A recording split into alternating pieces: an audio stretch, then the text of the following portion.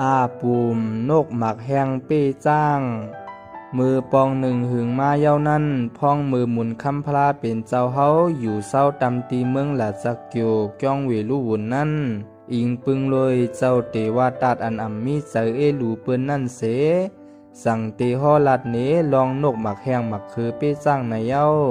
ปอกหนึ่งจ้างพุงหลงเหยียบเถินเสมาหากินหาแย้มยอดไม่เผือตอกอยู่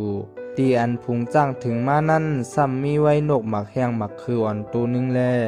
นกอ่อนจังกว่าจู้ตีโหนาจ้างเสไว้เราต้องปั่นลัดว่า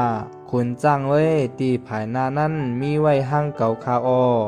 ลูกอ่อนเก่าคาก็ตึกเล็กตึกแหลงปีกก็ไปแข็งโกพุงจ้างเจ้าเฮาเหยียบหญ้าแล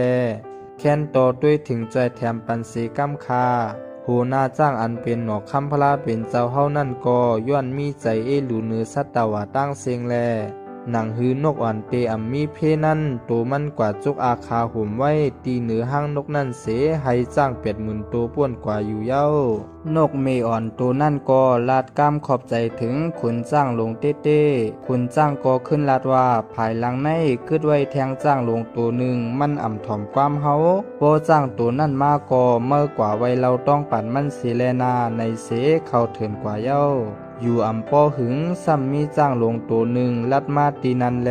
นกหมักแห้งอ่อนกูกว่าเหยียบหญ้าลูกมันไหนเสกว่าย้อนต้องปานอย่าปีเหยียบหญ้าลูกมันไหนเย้า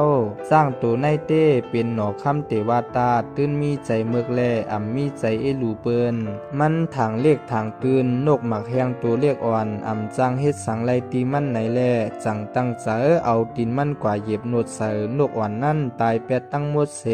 กวายพายน้อยพายลงใส่ตีเนื้อห้างนกอันเลี้ยวพองกว่านั่นเสียก่อนนกหมักแห้งไล่หันลูกมันตายกว่า8มดเป็นอันเจ็บใส่เตเตวาวาเสตั้งให้ตั้งป้องลัดว่าสร้างเมือกหลงวันหนึ่งเกาเตตอบแทนวันเมื่ออยู่ในเย้าสร้างหลวงโกว่าเจิ้งหนังเมื่อตัวเล็กอ่อนกล้วยเตเฮ็ดหือตอบแทนเก่าในเสปลายเข้าเถินกว่าเย้ากำนั้นนกหมักแห้งอ่อนตัวนั่นก็กะหาเฮ็ดก็ให้มืดกาเสสังลัดเนลองจ้างเมือกมาเฮ็ดไหลเนื้อมันแลไขย้อนตั้งจอยแถมตีกาในเย้า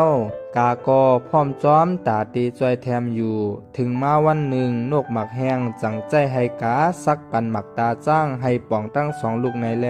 กาตัวนั่นก็จังเอาซบเหลี่ยมมันกว่าซักปันตาจ้างให้หมดเป็ดตั้ง2ขวัญเย้าเพราะว่าจ้างตามหมดเย้าไหนนกหมักแห้งจังกว่าหาเฮ็ดก็ให้มืดคือเมียงมนเขียวจังลัดนี้ลองมันไข่ตอบแทนจ้างแลย้อนตั้งจอยแถมให้เมียงมนเขียวกว่าไข่ใส่ตีตาเจ็บจ้างนั่นในเย้าเมียงมนเขียวตัวนั่นก็จอยแถมเสกาไข่ใส่ตีตาเจ็บจ้างแลสู้เป็นตาเจ็บเย็นอมหนองปอมีหนอนแลจ้างก็ทุกขนาดเต้เต้วายเสจ้างตามหมดเย้านกหมักแห้งกาเฮ็ดก็เข็ดเสจังย้อนตั้งจอยแถมตำตีเข็ดเย้าเขตก็ว่าตีจอยแถมปันในอยู่ย้อนปือว่าจ้างต้องไม่นำแลนกหมักแห้งจังใจให้เขตอยู่เนื้อลอยเสห้องแอบในเย้าจ้างก็ถางว่าตีเขตห้องนั่นตีมีน้ำในแลจังขึ้นลอยกาติ๊กติ๊กเพราะว่าจ้างถึงตีจิกลอยจึงนกหมักแห้งใจให้เขตยอกเข้ากว่าในห้วยลึกเส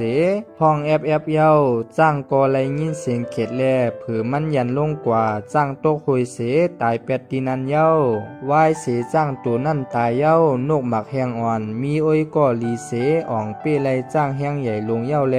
จังมีนกว่าจับเนื้อตัวตายจ้างนั่นเสห้องเป่าลัดว่าลองมันอ่องเป้ไลจ้างนั่นในเย้าวายเสพลาเป็นเจ้าเฮาลัดเนปื้นนกหมักแห้งหมักคือเป้จ้างเย้าหมุนคำพลาเป็นเจ้าสังขึ้นวาตีเจ้าย่าหันเขา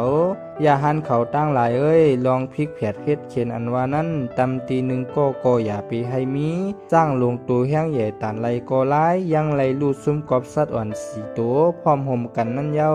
อย่าหันเขาเอ้ยอ่อนกันด้วยสัตว์อ่อน4ตัวอันเป็นนกหมักแห้งกาลำเมียงมวนเขียวเขตจื้อนั่นแล